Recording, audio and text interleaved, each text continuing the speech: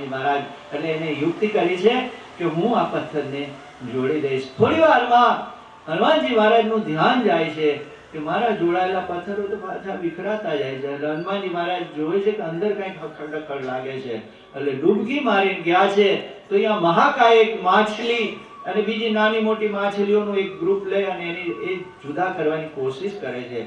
એટલે રામે હનુમાનજી મહારાજે એ માછલીને પકડી છે, એને ગળાથી પકડી છે માછલીને અને કીધું કે ભાઈ અમારા સત્કાર્યની અંદર તું આ વિક્ષેપ શું કામ નાખસ? અમે તારું શું બગાડ્યું છે?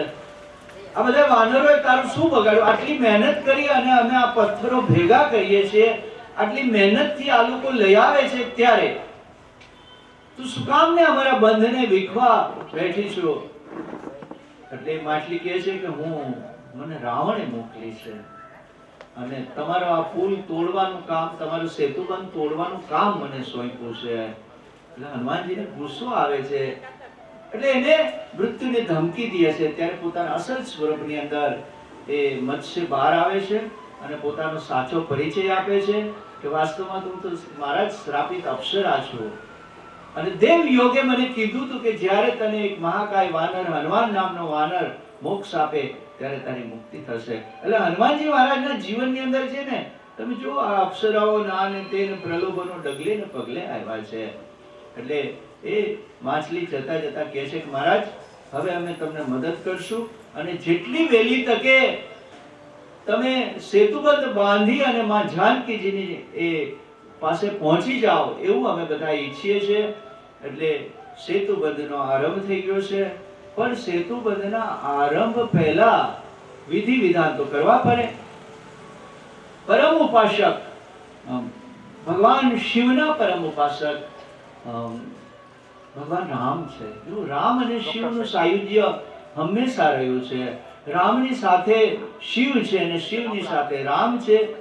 हमारे शिव जी तो रामलला के दर्शन के लिए गए थे, कहानी सुनाई थी.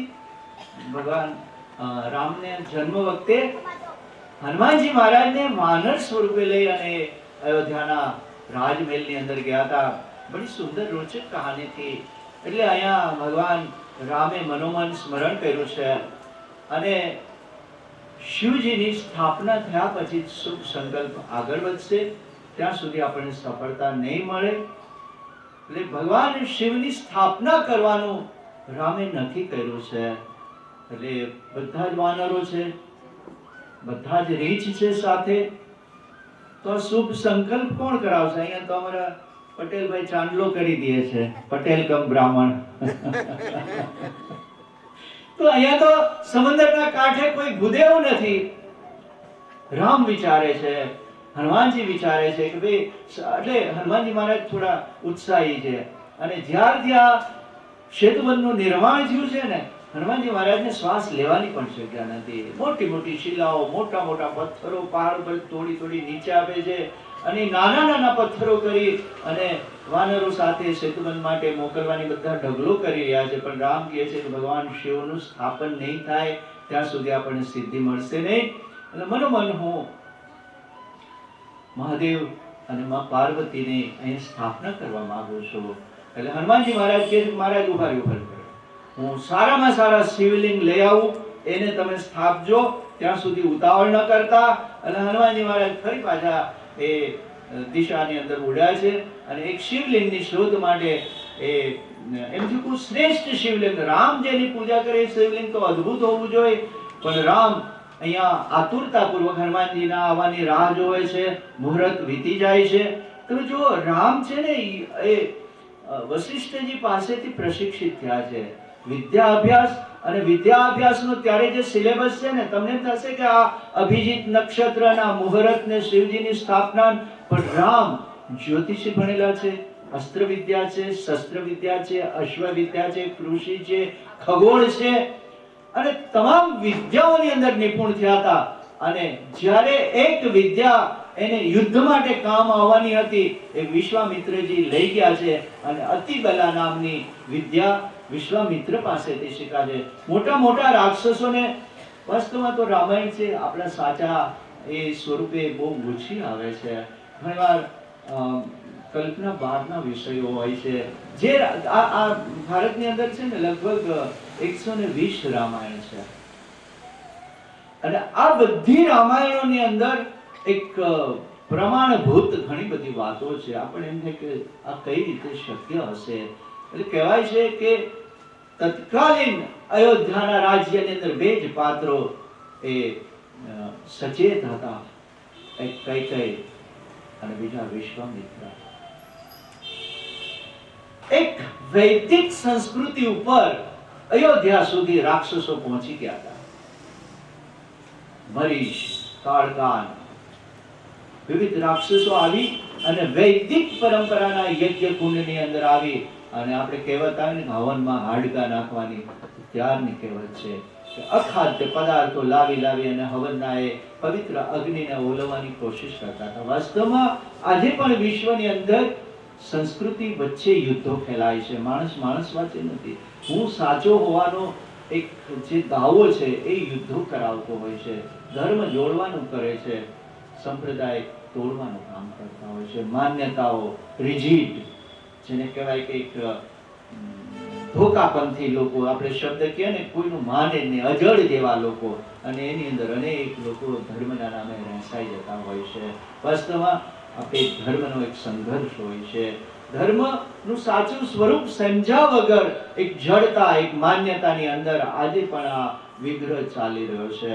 એટલે વૈદિક સંસ્કૃતિ પર હાવી થવા માટે આ રાક્ષસી વૃત્તિ છેક અયોધ્યા સુધી આવી હતી. અને વિશ્વામિત્ર અને કૈકેયીનું તો કેવું વ્યક્તિત્વ છે.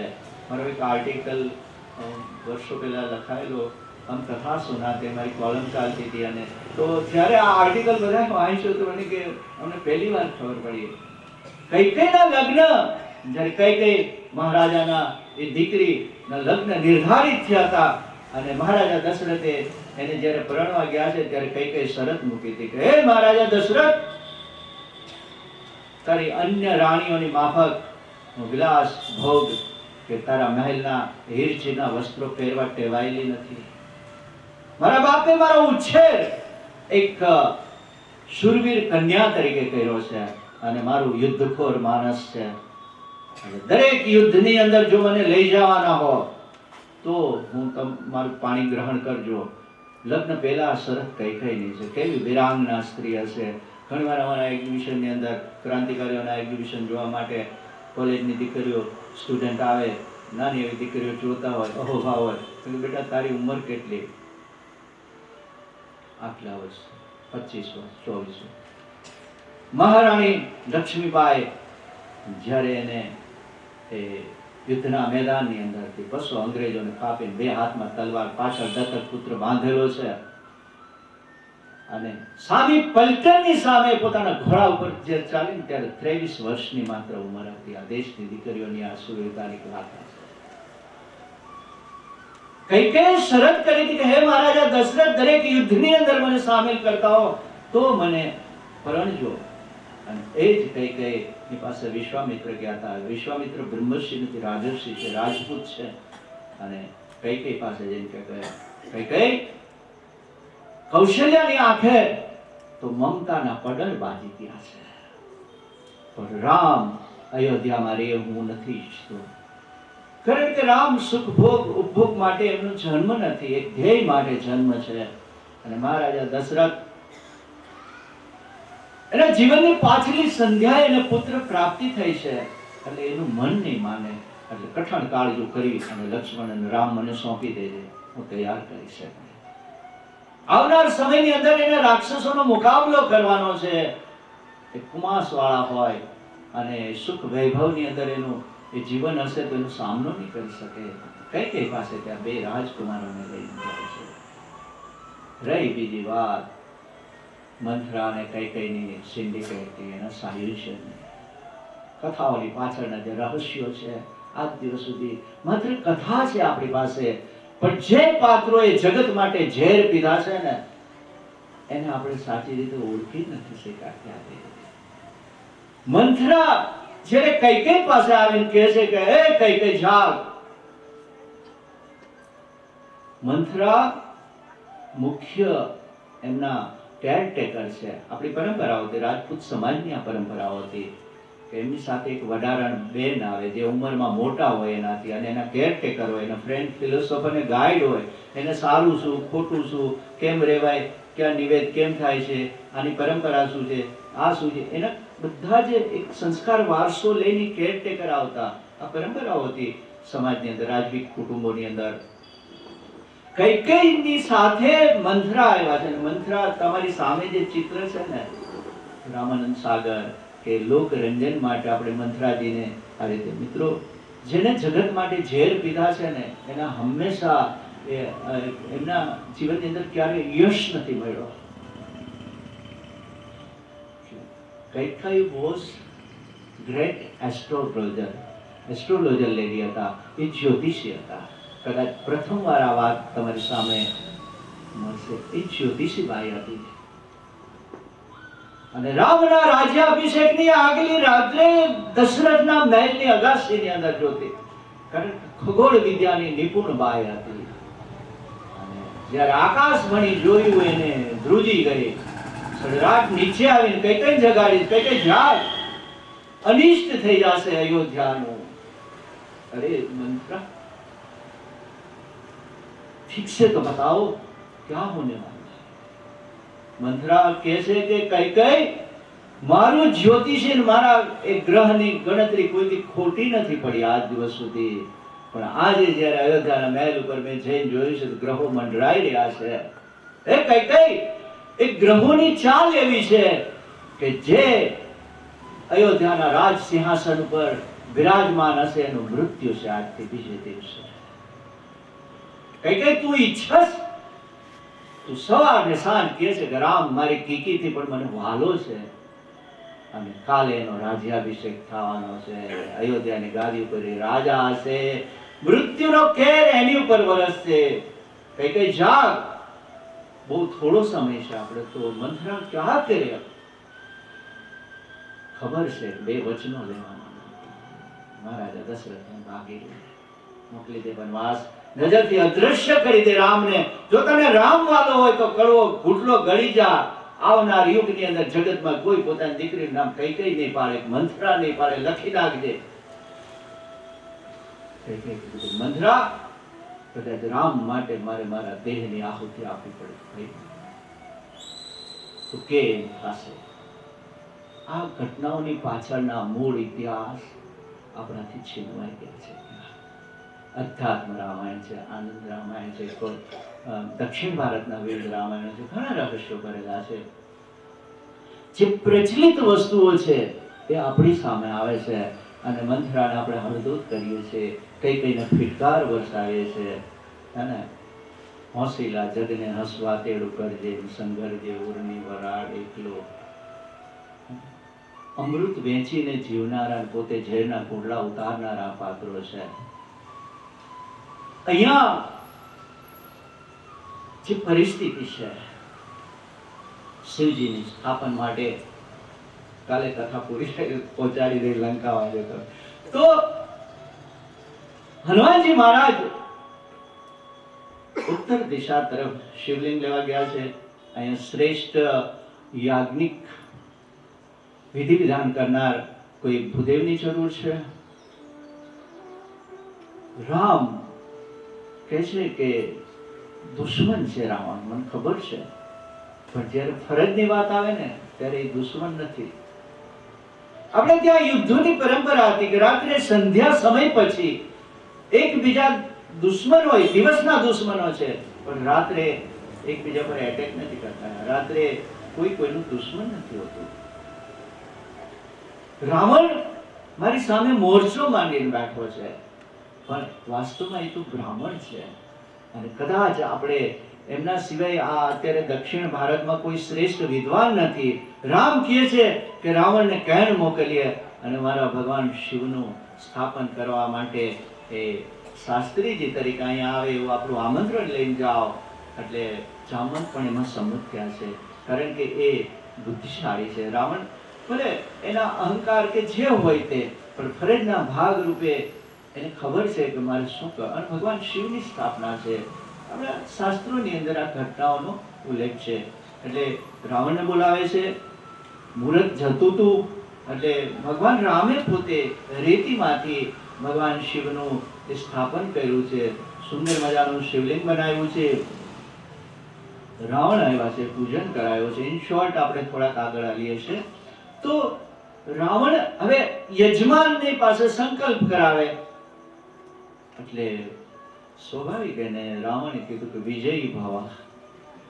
આ પરંપરાઓ હતી આપણી. મહાભારતના યુદ્ધની અંદર અર્જુન આશીર્વાદ માગે ભીષ્મ પિતામહ પાસે, પુત્ર વિજયી ભવ, તમારો દુશ્મન નથી, મારો પૌત્ર છે. અત્યારે રામ, હું રાવણ નથી, હું આ ખોડિયાની અંદર એક કર્મકાંડી બ્રાહ્મણ તરીકે મારા યજમાન વિજયી ભવ, તારા દુશ્મનોનો નાશ થાવ, આવો આશીર્વાદ રાવણ આપે છે. કથા એક સંસ્કાર વારસો આપે છે કે તમે ગમે ત્યાં હો, ગમે એટલા મોટા સર્જન હોય, ઓપરેશન થિયેટરની અંદર એવું લાગે કે આને મારા દીકરાનું ખૂન કરી દીધું હતું, પણ એને ભૂલી જવું પડે છે. પેશન્ટને કોઈ દુશ્મન, ડોક્ટરને મન કોઈ દુશ્મન નથી, કોઈ મિત્ર નથી, એને માત્ર દર્દી જે ટેબલ ઉપર દેખાતો હોય છે. ફરજના ભાગરૂપે આવા તો અનેક કિસ્સાઓ આપણે ત્યાં થાય છે કે જ્યારે ફરજ આવે છે આપણી, ત્યારે જ આપણી નિષ્ઠાની કસોટી થતી હોય છે. રાવણ એમને ભગવાન શિવનું સેતુબંધની સ્થાપના કરે છે. બસ થોડી દેરમાં हमारे हनुमान जी महाराज एक और शिवलिंग लाकर वहाँ आए, नाराज થઈ ગયા કે મારે થોડીક વાર તો રાહ જોવી હતી. હનુમાન, વાસ્તવમાં મુહૂર્ત નીકળી જતું હતું. એક ભગવાન શિવની જે સ્થાપનાનો સમય હતો એ મુહૂર્ત નીકળી જતું હતું, એટલે મેં આ રેતીનું શિવલિંગ સ્થાપી દીધું છે. એટલે હનુમાનજી મારે દર્પ, આપણે ગઈકાલે દર્પની વાત કરી હતી ને કે થોડોક અહંકાર આવે. હનુમાનજી મહારાજનો સત્વ ભાવ છે એટલે એને એમ લાગ્યું કે આ રેતીનું શિવલિંગ હટાવીને આ મૂકી દે, ફેર શું પડશે. હનુમાનજી મહારાજે બહુ મહેનત કરી પણ રેતીનું શિવલિંગ ડગતું નથી. રામના જ્યાં હાથ અડે ને એ પોલાદ બની જતું હોય છે. રામ જે સ્થાપે ને એને સૃષ્ટિના અંત સુધી કોઈ મિટાવી નથી શકતો. તો રામ જેની પૂજન કરે, રામ જેની સ્થાપના કરે છે, वही विराजमान है आज हमारे दक्कन में. वहां तो રામે જે સ્થાપેલા ભગવાન શિવ હતા એ શિવલિંગ હટાવવાની હનુમાનજી મહારાજે બહુ કોશિશ કરી છે, સેજ પણ ઝાકતું નથી. એટલે એને એમ થયું હું પૂંછડીનો ભીડો લઈ અને આને હટાવી દઉં. પૂંછડી તૂટી ગઈ. રામ હસતા હતા કે અંજનીના પુત્ર, તારા જેવા સાત આવે તો આ નહીં ડગે, આ તારો બાપ છે કે છે, તું રુદ્રનો અવતાર છે, હે. ભગવાન શિવના દીકરા છે તો બાપને થોડા જ હટાવી શકે. પુત્ર બાપ હોય છે હંમેશા માટે. એટલે રામ આશીર્વાદ દે છે કે હનુમાનજી મહારાજ, તમે જે શિવલિંગ લઈને આવ્યા છો એનું પણ સ્થાપન કરીએ, પણ આ શિવલિંગ અહીંયા જ રહેશે. અને જા, હું તને વચન આપું છું કે આવનાર ભારત વર્ષની અંદર જ્યારે દક્ષિણ ભારતની કોઈ પણ યાત્રા આવશે ત્યારે પહેલી રામેશ્વરના દર્શન કરશે. આપણે જે દર્શન કરીએ છીએ હનુમાનજી મહારાજના શિવલિંગના દર્શન કરીને પછી ત્યાં સેતુબંધના એ દર્શન કરવા જઈએ છીએ. એટલે રામે કીધું હતું કે હનુમાન, તમારો કોઈ પરિશ્રમ व्यर्थ नहीं जाए. हमारे हनुमान जी महाराज को बहुत ही संभाला है राम जी ने, हैंडल विथ केयर. तो हनुमान ने दुख लागे मन न पोसाय. એટલે હનુમાનજી મહારાજ આશ્વસ્ત કરે છે કે હે પવન પુત્ર, તમારો શ્રમ વ્યર્થ નહીં જાય. यहाँ भी भोले बाबा रहेंगे, यहाँ भी भोले बाबा रहेंगे. અને સેતુબંધનું નિર્માણ થયું છે. એક દિવસ બીજે દિવસે, એટલે બીજે દિવસે સવારમાં હનુમાનજી મહારાજ હાફડા ફાફડા થતા રામની રાહુટીમાં આવ્યા છે. લક્ષ્મણજી કે ક્યાં हुआ હનુમાન, क्यों दौड़े दौड़े आ रहे? અને હનુમાનજી મહારાજે મુઠ્ઠીમાંથી એક ખિસકોલી કાઢી. મહારાજ, આને કઈ ખબર પડે છે? આ લાખોની સંખ્યાની અંદર આ રીંછ ને આ વાંદરાના અટકચાળા વચ્ચોવચ્ચ દોડાદોડી કરી રહી છે, વચ્ચોવચ્ચ દોડાદોડી કરી રહી છે. આને સંભાળો તમે. बोले हनुमान, क्या हुआ, ये क्या करती थी वहां? बोले महाराज, एक दो बार हमने रोका, मानती ही नहीं. ખિસકોલી રામની સામે દયાની યાચના કરી રહી છે. હનુમાનજી મહારાજે પકડી રાખે સખત. तो उसको छोड़ दो हनुमान, उनको छोड़ दो, हम उनसे पूछेंगे कि क्या करें। એટલે એને ખિસકોલીને ભગવાન રામ ભાષા સમજતા હતા પ્રાણીઓની, એટલે એમને કીધું કે તું શું કામ ને અહીંયા હળિયું કાઢે, તને તારા જીવનની એ ચિંતા નથી?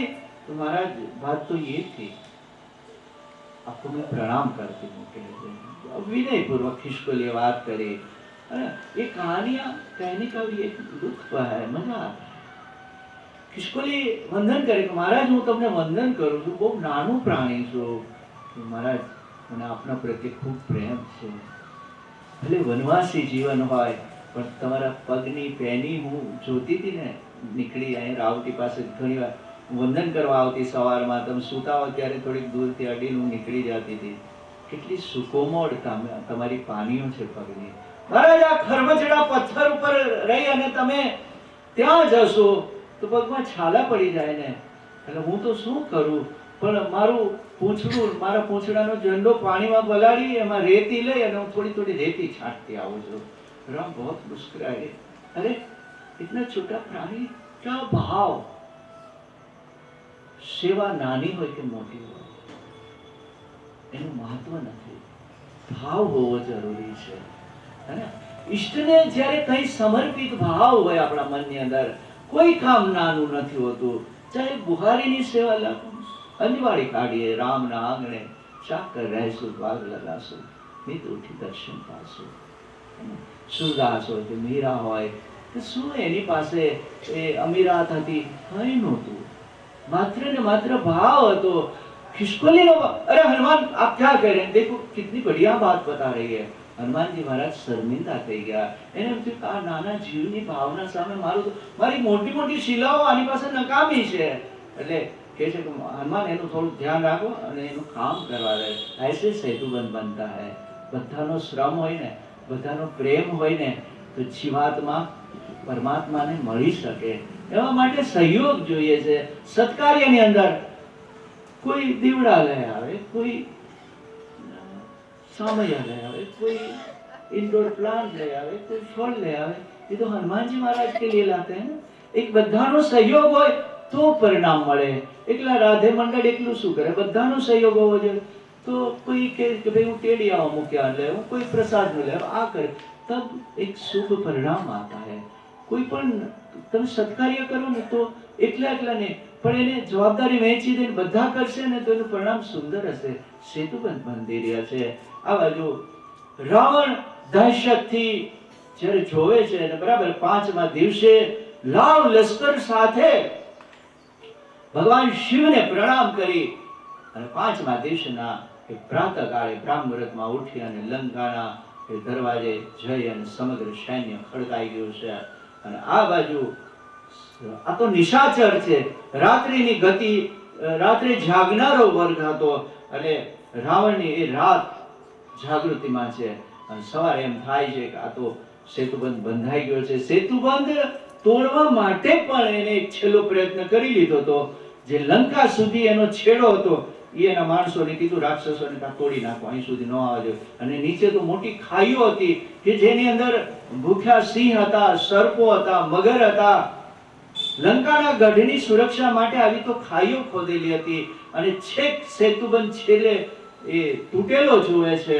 છેલ્લી ઘડીએ રામ મૂંઝાય છે, પણ રામની મૂંઝવણ એક આંખના પલકારાની અંદર જે તાળે હોય તો અમારે હનુમાનજી મહારાજ છે।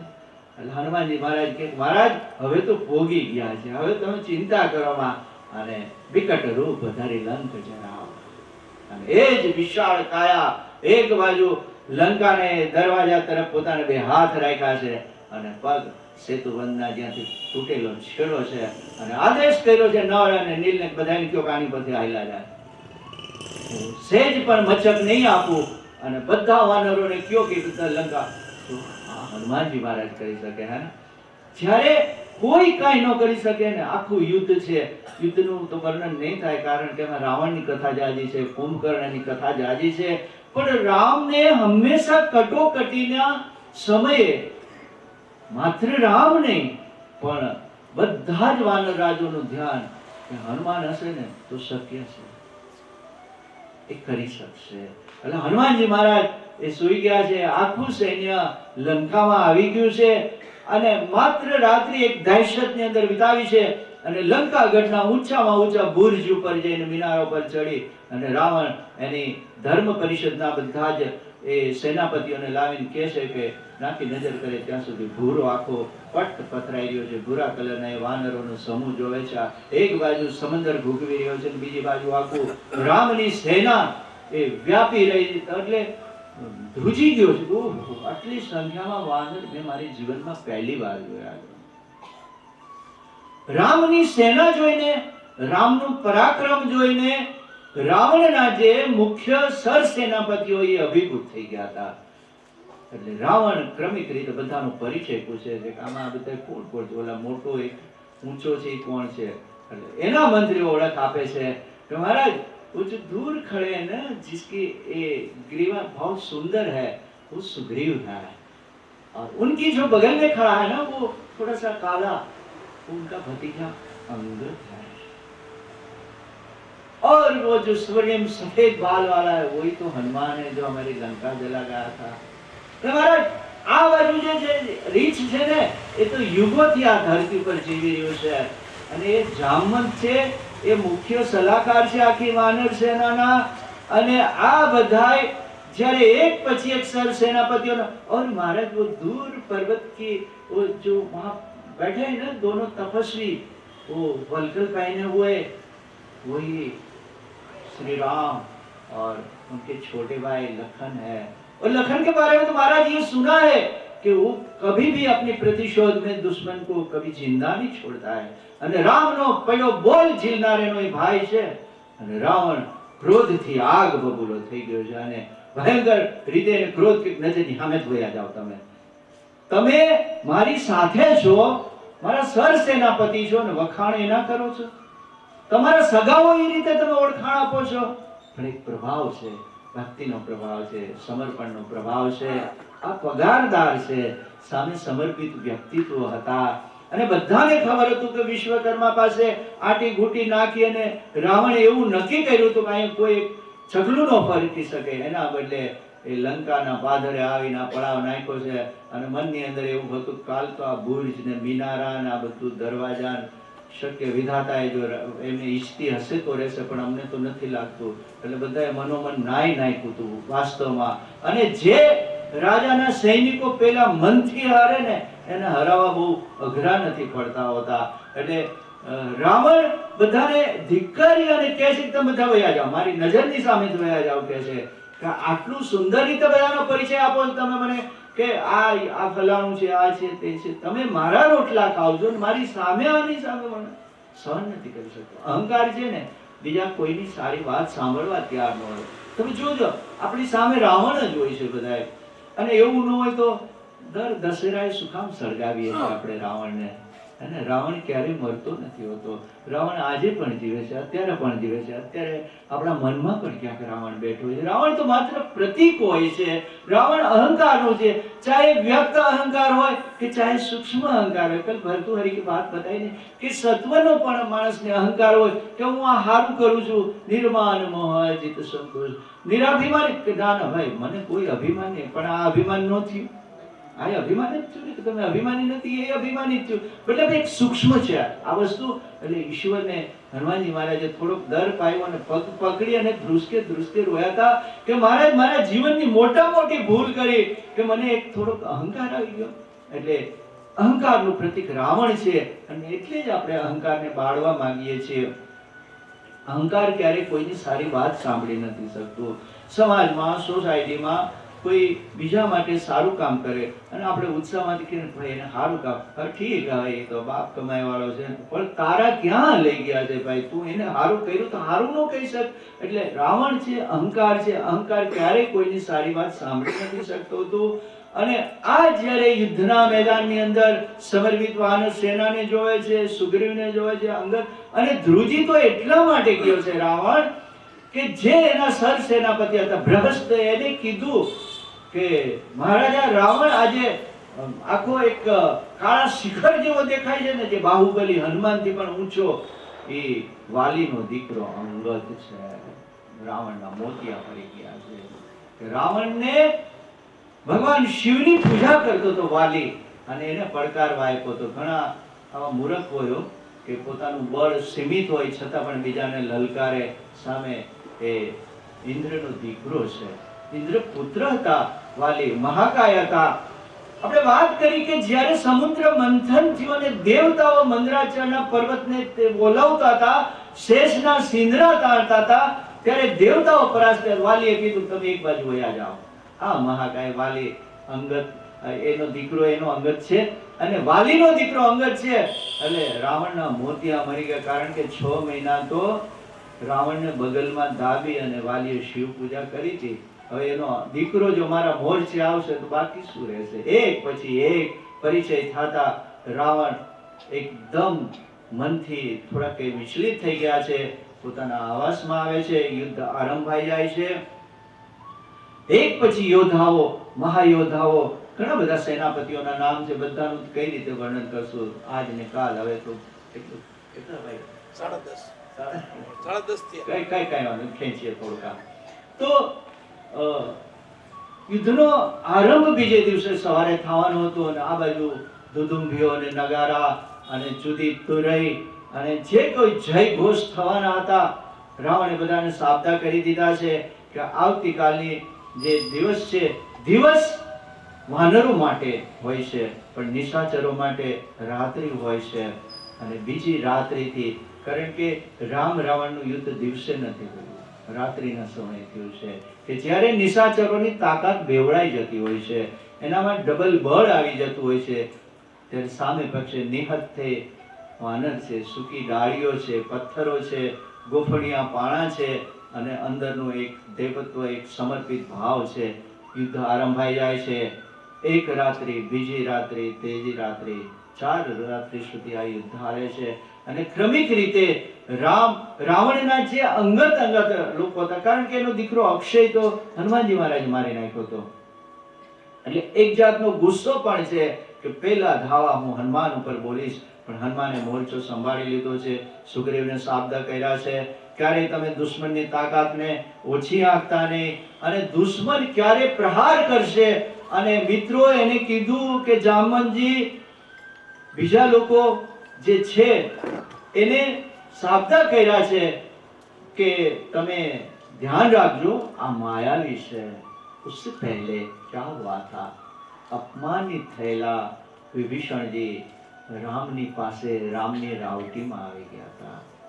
અને જ્યારે વિભીષણ આવે છે એનું સુંદર વર્ણન છે કે આગલી રાત્રિએ વિભીષણજી પોતાના 5 ચુનિંદા જે વિશ્વસનીય લોકો છે એને લઈને આકાશમાં મંડરાતા નીચે ઉતરવાની રાહ જોવે છે. પણ આ તો વાનર સેના છે અને રામ એનાથી ઘેરાયેલા છે. અને રામને કઈ રીતે મળવું? પ્રોટોકોલ મુજબ રામને એ આખી સુરક્ષા પ્રદાન કરી છે, કારણ કે દુશ્મનના દેશમાં આવી ગયા છે. વિભીષણજી ત્યાં આવે છે, બધા વાનરો સાબદા થઈ ગયા કે ભાઈ આ તો દુશ્મનની કોઈ ચાલ છે અને આ રાક્ષસ કુળની કોઈ વ્યક્તિ છે કે જે આની અંદર આપણામાં ભેદ જાણવા માટે આવ્યા છે. પણ સુગ્રીવજી થોડા શાંત હતા. એને એમ થયું જ્યાં સુધી આવી અને પોતાની વાત ન કરે ત્યાં સુધી આપણે એને શું કામ દુશ્મન માની લેવા જોઈએ. જેમ દૂત તરીકે રામ ગયા છે અને આવનાર દિવસમાં કદાચ સુલે સંધિ કરે રાવણ તો આપણે પણ જવું પડે, એટલે આવનાર વ્યક્તિને એ રીતે દુશ્મન ગણી લેવો એ મૂર્ખાઈ છે. વિભીષણજી એના જે 4 સાથીદારો હતા એની સાથે આવી અને અંદર રાવટીની અંદર રામની સમક્ષ થવા માટે, પ્રવેશ લેવા માટે એ કહે છે કે મારે રામને મળવું છે. અને રાવણનો નાનો ભાઈ હું વિભીષણ છું, પોતાનો સીધો પરિચય આપી દે છે. એટલે સુગ્રીવને એવું લાગે છે કે આ રાવણનો ભાઈ છે એટલે નક્કી કંઈક અમારી ઉપર કંઈક ખોટું કરશે, કંઈક એવું એને કૌભાંડ હશે. એટલે શંકાથી એને જોવે છે અને કહે છે કે આને બાંધીને લઈ જવાને, એને ગમ્યા પૂરી ગયો, કાંઈને મારી નાખો. એ રાક્ષસ કુળમાંથી આવે છે એટલે આપણે એની પર ભરોસો કરાય નહીં. પણ ડાયા માણસો પણ હોય ને, આ તો જામવંતજી બધાય છે કે સુગ્રીવ એક તક એને આપણે આપવી જોઈએ. એ રામનું નામ લઈને આવ્યો છે એટલે આપણે એ રીતે એને તમે એની ઉપેક્ષા કરોમાં. અને સુગ્રીવને સુરક્ષાના પહેરા નીચે જ્યારે રામની સમક્ષ પ્રસ્તુત કરે છે ત્યારે રામ એની અંગ ભંગીમાં જોવે છે, બોડી લેંગ્વેજ કે ને, એટલે એના પ્રત્યે ભાવ જાગે છે. તમે જુઓ, આપણી છે ને એક બોડી લેંગ્વેજ હોય છે. તમને સહકાર આપનાર વ્યક્તિ, તમારો વિરોધ કરનાર વ્યક્તિ હોય ને, એના અમુક ભાવ હોય. તમને અમુક જગ્યાએ જ વાત કહેવાનું મન થશે, બધે વાત કહેવાનું મન નહીં થાય. એટલે રામે જ્યારે એની સામે જોયું છે તો અંદરથી એક સારો ભાવ થયો છે એને. એટલે વિભીષણને આસન આપ્યું છે, એમને બેસાડ્યા છે. પણ સુગ્રીવનો ગુસ્સો ઓછો નથી કે મારા રામ ભોળા છે અને ગમે એની ઉપર ભરોસો કરી દે છે. यहाँ भी हनुमान जी महाराज की बहुत बड़ी भूमिका है. એટલે ભગવાન રામને કોઈ અગત્યનો નિર્ણય લેવો હોય ને, યુદ્ધ પહેલા યુદ્ધ પછી પણ હનુમાનજી મહારાજ હંમેશા છેક સુધી રામ સાથે રહ્યા છે. એટલે કોઈ દ્વિધા હોય, કઈ મુશ્કેલી હોય ને, કઈ બોલે નહીં, પણ હનુમાનજી મહારાજ સામે જોવે, એની સામે કે એ શું કહે છે, એની સંમતિ છે કે નહીં, એને જાણવા માટે જોવે. અને જો એ વ્યક્ત રીતે વાત કરે તો ઠીક છે, પણ એની આંખ ઉપરથી રામને ખબર પડી જતી કે આ કામમાં એની સંમતિ છે, આ કામમાં એની સંમતિ નથી. કારણ કે ખોડિયા જુદા છે, બાકી તો અંતરાત્મા રામ અને હનુમાનજી મહારાજ તો એકાકાર હો ગए थे. એટલે હનુમાનજી મહારાજ સામે જોવે છે. હનુમાનજી મહારાજ કહે છે કે મહારાજ मेरा मन ये कह रहा है कि गलत आदमी नहीं है. ભલે વિશ્રવાનો દીકરો છે, રાવણનો હગો ભાઈ છે, પણ સાત્વિક છે, એક સાધુ પુરુષ છે. સમગ્ર રાવણની સભામાં જ્યારે હું અપમાનિત થયો તો અને મારી પૂંછડી સળગાવવાની વાત આવી હતી, એ પહેલા તો રાવણે આદેશ દીધો હતો કે આ ખતરનાક વાંદરાને મારી નાખો કે. અને ત્યારે આ વિભીષણે બે હાથ જોડી અને રાવણને કીધું, મોટા ભાઈ, પરંપરા તો યુદ્ધ એક રાજ્યોની એ હોય છે કે પણ કોઈ દૂત જો સંદેશો લઈને આવ્યો હોય તો એને મારી ન નખાય. એટલે તમે આને ગમે સજા દો. એટલે હે રામ, મને એની ભાવના અને એની વાત ઉપરથી એવું લાગે છે કે એ સાત્વિક છે, એ સંત પુરુષ છે. અને બીજી કે હે શરણાગત રામ, તમારો આશરો લેવા માટે આવે, એ કદાચ કોઈ પણ હોય તો એનો સ્વીકાર કરવો એ તો આપનો ધર્મ બની જાય છે. કોણ કહે છે? હનુમાનજી મહારાજ કહે છે. यही તો પરંપરા રહી અમારી. શરણાગત રામ શું છે? બીજા દેવતાઓને વિનવવા પડે, બીજા દેવતાઓ રિસાઈ જાય, બીજા દેવતાઓને ખોટું લાગી જાય, બીજા દેવતાઓને આપણે વિધિ વિધાન છે, અમુક કરાય ને અમુક નો કરાય, નિષેધ. પણ આરતીનું ઝાલર ટાણું થાય, નગારે ઘા પડે, મેલો ઘેલો ખેડૂત આજે અમારા એ ગામડાના ચોરા ઉપર જાય, માથે ફાળ્યું હોય, લાંબો લહત, હે રામ, નથી એને માળા આવડતી, નથી એને જપ કર્યા, નથી એને તપ કર્યા, માત્ર ને માત્ર શરણાગત રામ હોય છે, શરણાગત નું દેવતા છે. ગમે એ આંગણે આવ્યું હોય, ગમે હોય ને, ઘણા બધા જીવનના સ્ખલનો હોય, અને આપણે વર્ણન નથી કરતા, પણ શરાબી પણ હોઈ શકે, ચોર પણ હોઈ શકે, લૂંટારા પણ હોઈ શકે, વ્યભિચારી પણ હોઈ શકે. રામને એકવાર શરણાગત થઈ જાવ, સરેન્ડર થઈ જાવ, પછી રામની જવાબદારી વધી જાય છે. અમારા કોઠારિયામાં વજા ભગત હતા, બહુ લાગણી રાખતા હતા મારી સાથે. એટલે પ્રથમ વાર મળવાનું થયું હતું તો અકીલા માટે એનો આખું પાનું કરવાનું હતું. કિરીટભાઈ કીધું, તમે સતાધારના આપા ગીગા જોયા છે? કિરીટભાઈ તો કે ના. જલારામ બાપુને જોયા હતા? તો કે ના. મેં કીધું જીવતી જ્યોત જેવો વજો ભગત છે કોઠારિયાની અંદર, તો કે તમે આ ગાડીને કેમેરામેનને લઈને જાઓ, મને કરી દો કે. વજા ભગતને આખું પાનું કર્યું હતું કિરીટભાઈ ત્યારે. તો વજા ભગતને જ્યારે મળ્યો તો અંદરનો ઓલો એક આવડત છે ને, માણસને મારી નાખ્યો. એટલે થોડુંક આમ હું જાણું છું એવું મને હતું કહી દઈ. એટલે મેં ભૂલ કરી અને મેં એક પ્રશ્ન પૂછ્યો વજા ભગતને. જો કે ઇન્ટરવ્યુ ગમતું નહીં, પછી તો બહુ અંગત થઈ ગયેલા, છેક સુધી એમના જીવનના અંત સુધી એનો સંબંધ રહ્યો. તો મારાથી પૂછી જવાનું કે હે વજા બાપા, આ તમારું જે સદાવ્રત છે, ત્યાં તો હાચા ને ખોટા ને બધા આવતા હોય ને. કીધું તો અમુક હરામના હાટકા હોય તો તમે બે ટાણા મસ્ત જમાડો છો. તમે એનું સદાવ્રત હો, એને કોઈ મિલ નહોતી, એની પાસે કોઈ રાજપાટ નહોતું, એની પાસે કોઈ એવા ખેતરો નહોતા, પણ કાન ખોલીને સાંભળી લો, હજી સદાવ્રત તો હાલે છે. કેટલો હાલતો એ રામ જાણે. પણ એને કરેલી શરૂ પરંપરા, જો જગતની અંદર છે ને કેમ કે આ ધરતીના થાંભલા જેવા માણસો, આકાશને અડાભીડા અને ટેકો દે એવા માણસો, અને ત્યારે અમારી નજરની સમક્ષ એ મેં જે જોયું હતું 20 મણ બાજરાના લોટના રોટલા. હું તમે રોજ એક દિવસ નહીં, 20 મણ લોટ દળાઈ જાય અને પગારદાર માતાઓ, બહેનો, દીકરીઓ એ લાકડા ઉપર, મંગાળા પર એ લોટના રોટલા કરતા મેં જોયેલા છે. એના ફોટા છે અમારી પાસે. અચ્છા, 800 થી 900 ગાયોનું જે કાંઈ 400 500 લીટર દૂધ થાય, એની છાશ સીઓસાર ટીબી હોસ્પિટલમાં બીજે ત્રીજે જરૂરિયાત હોય, એ રોટલા જરૂરિયાત વાળાને રિક્ષામાં, સાયકલ ઉપર એના માણસો જઈ અને રોડ પર કામ કરતો, બીજું કરતો એને પહોંચાડી દેવાના, અને બપોરે 12 પહેલા એ ખંખેરીને એને પાછું કોઠારી આવતું રહેવાનું. ગાયો ન ભાવવાની, એનું દૂધ કોકને દઈ જવાનું. એમાં ટબુડી એકે વજા ભગત ને આવતા મેં નહોતી જોયું, તો ઘણું રોકાયેલો ત્યાં. એટલે મારાથી એક પૂછાઈ જવાનું. આ તો એના સદાવ્રતની વાત કર્યું તમે, એનું ઘણું બધું હતું, પણ સરળતાની મૂર્તિ, નિરાભિમાની આવું વ્યક્તિ તો મેં નથી જોયું કોઈ. એટલે મેં કઈ પ્રશ્ન પૂછ્યો, હે બાપા અહીંયા તો કીધું ખોટા આવતા હશે ને ઘણા. એટલે કે બાપુ બીજાએ પૂછ્યું તો વાંધો નહીં, પણ આ તમારી દાઢીની શરમ આવે છે, એટલે તમને શું કહેવાય મારાથી કે ભગવાનની થોડીક લરખ ખાઈ જાઓ છો. બાકી બાપુ કે ગળથોલિયા ખાતો દારૂડિયો આવે અમારી આ કે બાપુ અમે કોઈની લાયકાત નક્કી કરવા માટે સદાવ્રત નથી કર્યું, પણ પેટમાં ભૂખ લાગી છે અને ગીતાકાર કહેતો એક દરેકના પેટની અંદર હું જઠરાગ્નિ છું, હું છું, અને જઠરાગ્નિના લીધે મારા સદાવ્રતના પગથિયા ચડતા હોય ને બાપુ અમે રોટલા ખવડાવવા બેઠા છે, કોઈની લાયકાત માટે અમે નથી બેઠા. સણગત રામ કોઈની લાયકાત નથી જોતો. હારેલો, થાકેલો, દુભાયેલો, પ્રતાડના કરેલો, ત્રિવિધના તાપથી હરગેલો, અરે રામના મંદિરમાં આવીને ચોર હોય તો રામ એના આવકારો કે કાંઈ વાંધો નહીં, આવ લઈ જા, તું તારું ભરાતું હોય તો તું લઈ જા. આ રામ છે. હે હનુમાનજી કહે છે કે રામ તું તો અશરણ શરણ છો, તુમી આકાશ ધરતી વિશ્વાસ અમારે હો.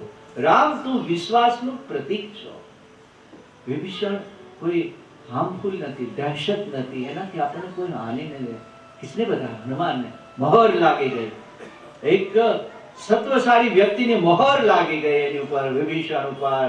અને બીજી જ ક્ષણે આદેશ કર્યો લક્ષ્મણજીને કે લખનજી સમંદર से ये वहाँ का ये जल ले आओ. અને કુંભ ભરીને એની જલ આવ્યો છે અને વિભીષણનો અભિષેક થયો છે. લંકા તો હજી જીતી નથી, એ પહેલા રામે એને લંકાપતિ તરીકે સંબોધન કર્યું. આઈએ લંકાપતિ બિરાજે. આ રામ કરી શકે, હજી હાથમાં નથી આવ્યો એ પહેલા તો વિભીષણને લંકાપતિ તરીકે કરી દીધા છે. કાલે રામ રાવણનું યુદ્ધ થશે और आगे बढ़ाएंगे कथा. नमस्कार, जय हनुमान.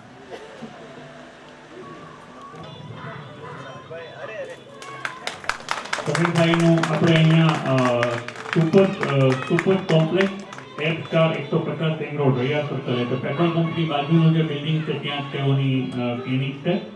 આપણે ગાય તુમ જીઓ હજારો સાલ ये मेरी है आरज़ू.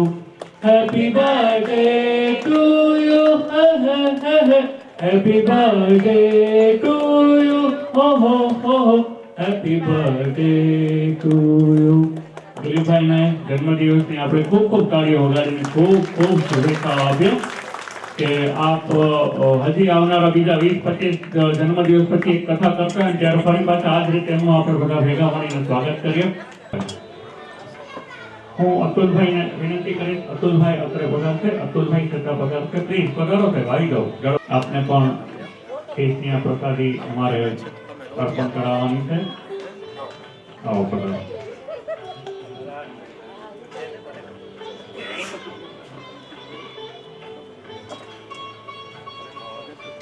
पवन सुत हनुमान जी महाराज और करें प्लीज बताओ.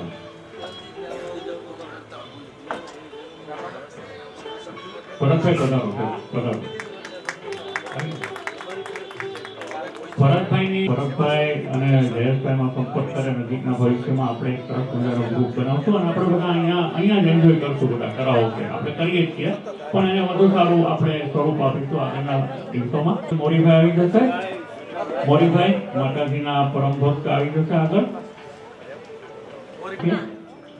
અને તેઓ તરફથી ગઈકાલે જ આપણને 2005 થઈ ગઈ છે અને કાલે અંતિમ દિવસ છે એટલે હવે રાખવાની જરૂર નથી. બીજા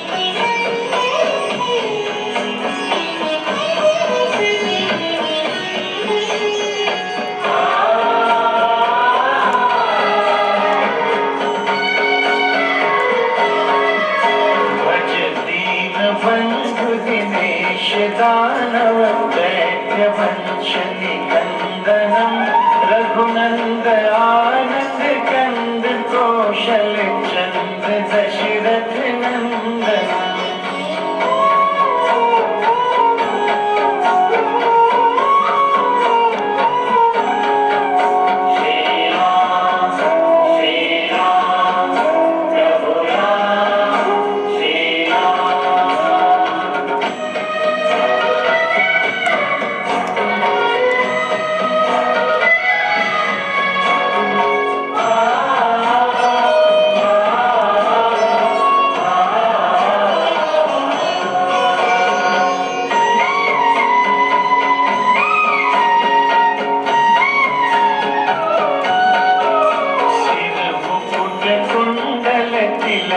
चारु उदारु अंग विभूषणम् अजानु भुज शर चाप धर संग्राम जित कर दूषणम्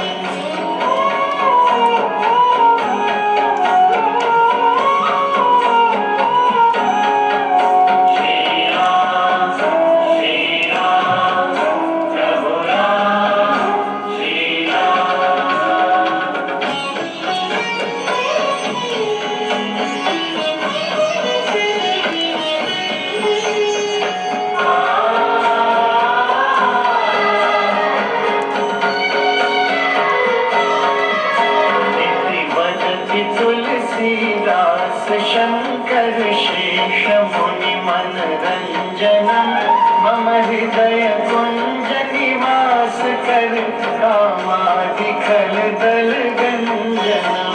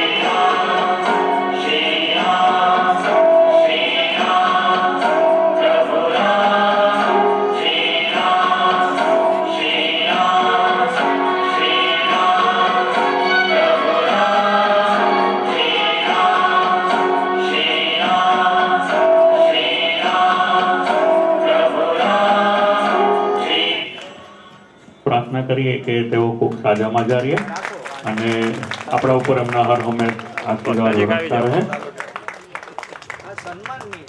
સિયાવર રામચંદ્ર ભગવાન કી જય. આજે પ્રેસિડેન્શિયલ ક્લિનિકમાંથી ડૉક્ટર સમીર સાહેબ પધાર્યા છે. તેઓએ પણ ખૂબ લાગણી ઓળખીએ છીએ. આજકાલના અહીંયા કીરવાઈનગરનો અમારો સંબંધ નથી. દિલીપ હાફ પેન્ટ પહેરતો ત્યારનો હું ઓળખું છું દિલીપને. અને નિમ્બેને સંઘર્ષ કરીને ખૂબ ટાંચા સાધનો આવકના હતા, અમે સાક્ષી છીએ. એમાંથી એના સંતાનોને ભણાવ્યા છે અને નાના એવા ગામમાંથી, એટલે જીવનના સંઘર્ષની પ્રતિમૂર્તિ છે. વંદન કરીએ. આપણે બાને ખૂબ ખૂબ તાળીઓથી આપણે આવકારીએ. સાથે સાથે આજે આપણા સુંદર મજાના કાર્યમાં 500 રૂપિયા મહારાજનો લાભ આપ્યો એના માટે પણ અમે આપનો આભાર માનીએ છીએ અને પ્રભુ આપ પાસે આટલા આટલા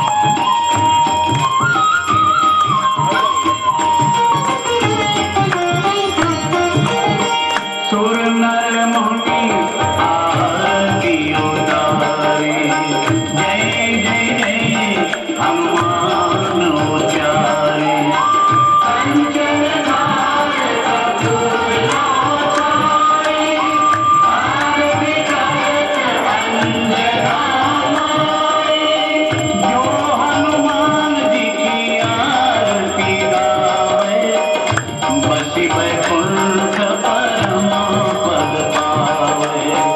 आरती कीजे हनुमान लला की, आरती कीजे हनुमान लला की, आरती कीजे हनुमान लला की, आरती कीजे हनुमान लला की।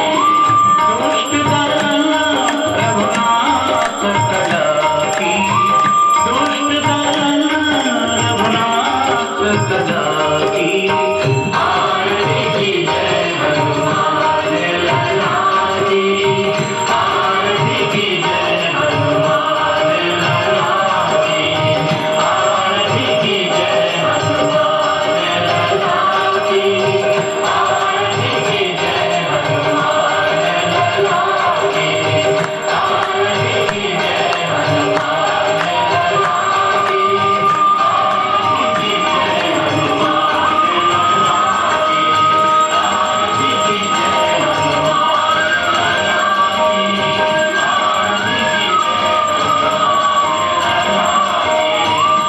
आरती कीजे हनुमान